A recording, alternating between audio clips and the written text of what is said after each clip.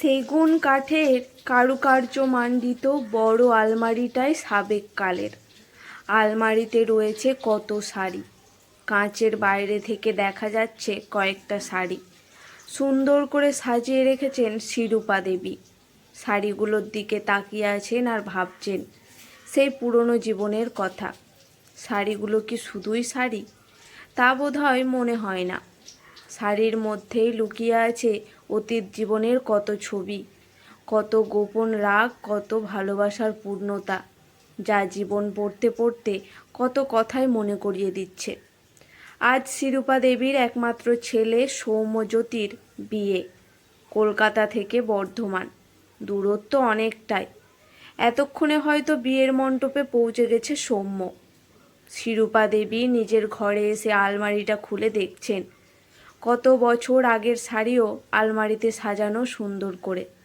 সৌম্য মাঝে মধ্যেই বলতো, আলমারিতে তোমার কত শাড়ি, তোমার যা শাড়ি আছে তাতে একটা শাড়ির দোকান হয়ে যাবে বোধহয়, তাই না মা?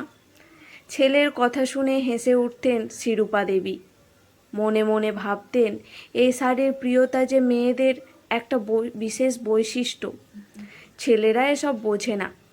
সত্যিই তো, শাড়িগুলো পরাই হয় না। কোনো শাড়ি হয়তো একবারই পরেছেন, তারপর ভালো করে পাট করে আবার আলমারিতে সাজিয়ে রেখেছেন। মাঝে মধ্যে আলমারি থেকে শাড়িগুলো বের করে রোদে রাখতেন। শিরূপা দেবীর স্বামী ভাস্কর বাবু শাড়িগুলো দেখে হাসতে হাসতেই বলতেন, সৌম্য দেখ, তোর মায়ের এত ভালো ভালো শাড়ি, তবুও বলে একটাও ভালো শাড়ি নেই। কোনো অনুষ্ঠানে যেতে হলে তোর মা তখন মন খারাপ করে বসে থাকে, বলে কি না ভালো শাড়িই তো নেই, এগুলো পরে কি আর যাওয়া যায়? সঙ্গে সঙ্গে সৌম্য 1 2 3 করে গুনতে থাকতো। শাড়ির মধ্যে মুখ গুজে দিয়ে সৌম্য বলতো, আহ কি সুন্দর ন্যাপথলিনের গন্ধ সব কটা শাড়িতেই। মাঝে মধ্যে শিরূপা দেবীও শাড়ির গন্ধে বিভোর হয়ে যেতেন। শাড়ি আর শাড়ি। ছেলের বিয়ের কেনাকাটা করতে গিয়ে ছেলের বউয়ের জন্যে কত শাড়ি কিনছেন। আবার গায়ে হলুদের তত্ত্বের জন্য শিরূপা দেবী নিজেই পছন্দে সব শাড়ি পাঠিয়েছেন। কেনাকাটা করতে গিয়ে ছেলে সৌম্য জেদ ধরে বসলো, আমার বিয়েতেও তোমাকে বেনারসি পরতে হবে। ছেলের আবদারে একটা সাদা বেনারসিও কিনেছেন শিরূপা দেবী। বৌভাতের সন্ধ্যায় ওই শাড়িটা পরবেন। তবে আজ আলমারি খুলে প্রত্যেকটা শাড়ি আলমারি থেকে নামিয়ে দেখছেন। কতদিন ভালো করে শাড়িগুলো দেখেনি। বাড়িতে এখন অবশ্য লোকজন কেউ নেই, প্রায় সকলেই তো বরযাত্রী গিয়েছে। আছে বলতে শিরূপা দেবীর 2 ননদ আর শিরূপা দেবী। 2 ননদ তখন পাশের ঘরে ঘুমোচ্ছেন। এই নির্জন রাতে অতীত জীবনের কথাগুলো মনে পড়ছে এক একটা শাড়ির সাথে। নীল রঙের কাঞ্জিভরম সিল্কটা শিরূপা দেবী কিনেছিলেন ছোট ভাইয়ের বিয়েতে পরার জন্য। শাড়িটা দেখে সবার এত পছন্দ হয়েছিল, যখনই শাড়িটা পরতেন কেউ না কেউ বলতো, কি সুন্দর লাগছে এই নীল শাড়িতে, একবার পরতে দিও তো। কিন্তু কাঞ্জিভরম সিল্কটা সরিয়ে রাখতেই চোখ পড়ে যায় পিওর সিল্কটাই।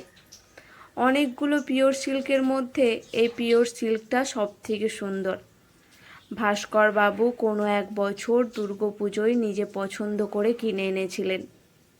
এই একটি মাত্র শাড়ি ভীষণ পছন্দ হয়েছিল, যে শাড়িটা তাকে না জানিয়ে কিনেছিলেন শিরূপা দেবীর স্বামী ভাস্কর বাবু।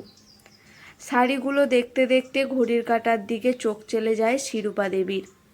ঘড়িতে তখন রাত 12:30টার কাছাকাছি। এতক্ষণে হয়তো ছেলের বিয়ের অনুষ্ঠান শুরু হয়েছে। তবে শিরূপা দেবী আগে থেকেই জেনে নিয়েছেন, ছেলের বউ মণিমালা আবার শাড়ি পরতে ভালোবাসে। শাড়ির প্রতি আলাদা একটা আকর্ষণ প্রায় সব মেয়েরই থাকে। মনের মধ্যে কত স্মৃতি, কত ঘটনা। আলমারিতে থাকা প্রতিটা শাড়ি যেন জীবনের কোনো না কোনো একটা গল্প। যাই হোক, শাড়িগুলো নিয়ে আবার দেখতে থাকেন। দেখতে দেখতেই হাতে চলে আসে সেই শাড়িটা, যে শাড়িটা শিরূপা দেবীর জীবনের সব থেকে প্রিয়। আলমারির ডান দিকের শেলফটায় কাঁচের মধ্যে যে শাড়িটা প্রতিদিন দেখতে পান, এমন জায়গায় শাড়িটা রেখেছেন যাতে প্রতিদিন একবার হলেও নজরে আসে। এই শাড়িটাই শিরূপা দেবীকে প্রতিনিয়ত মনে করিয়ে দেয় ভাস্কর বাবুর কথা। শাড়িটা যে বড় আবেগের, বড় ভালোবাসার। শাড়িটা বের করে নিয়ে এসে বারবার দেখতে থাকেন। সত্যিই তো, বিয়ের দিনের সেই লজ্জা বস্ত্র। আসলে বিবাহের শেষ রীতি হলো সিঁদুর দান। বর কনের স্মৃতিতে সিঁদুর দান করেন। সিঁদুর পরিয়ে কনের মুখ বর ঢেকে দেয় লজ্জা বস্ত্র দিয়ে। তারপর লজ্জা বস্ত্র সরিয়ে সর্বপ্রথম বর কনের মুখ দেখেন। শিরূপা দেবীর হাজবেন্ডও তার স্মৃতি রাঙিয়ে এই দুধে আলতা রঙের শাড়িটা দিয়েই মুখ ঢেকেছিলেন। তারপর দেখেছিলেন শিরূপা দেবীর মুখ। যে শাড়িটা জীবনে প্রথম মাথায় উঠেছিল সেই শাড়িটাকে এখন মাথায় করে রাখেন। এ যেন এক মনের মধ্যে অন্য অনুভূতি।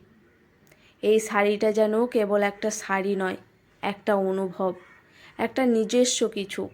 জীবনে হয়তো অনেক শাড়ি পরেছেন, কিন্তু এই অনুভূতির সঙ্গে অন্য কোনো শাড়ি পরার অভিজ্ঞতা মেলানো যায় কি? হয়তো যায় না। জীবনের প্রথম ছোঁয়ায় নতুন জীবনের পথে এ এক অন্য অনুভূতি। শিরূপা দেবী শাড়িটা হাতে নিয়ে ভাবেন প্রত্যেকটা বিবাহিত মেয়ের কাছে এই লজ্জাবস্ত্রের অনুভূতিটা একেবারেই অন্যরকম। এমন এক শাড়ি দোকান থেকে কিনে নিয়ে আসার পর আবার নতুন নামকরণে নামাঙ্কিত হয়। নাম হয় লজ্জাবস্ত্র, যার মধ্যে থেকে যায় প্রিয়তমের ছোঁয়া। আগামীকাল নতুন বউ আসবে বাড়িতে, সেও হয়তো জীবনের অন্যান্য এক অনুভূতিকে এভাবেই হয়তো আগলে রাখবে বুকে।